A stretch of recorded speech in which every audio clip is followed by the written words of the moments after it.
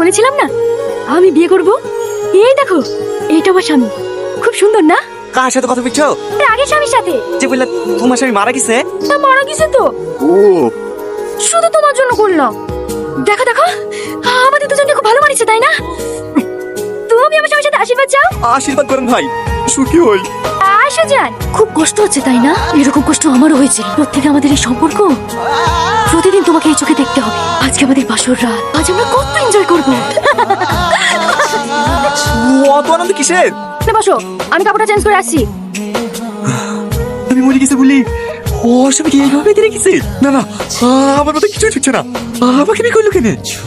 তুমি বসো, আমি ফ্যান দিচ্ছি। তুমি এই ঘরে শুয়ে পড়ো। কোনো কিছু সমস্যা হলে আমাকে ডাকবা, আমি পাশের ঘরে থাকছি। কেন? তুমি আমার সাথে থাকবা না? না তোমার বউ। শোনো, তুমি এই বাড়িতে থাকবা, খাবা, যত টাকার প্রয়োজন হবে আমাকে বলবা। ভুলেও আমাকে টাচ করার কথা ভাববা না।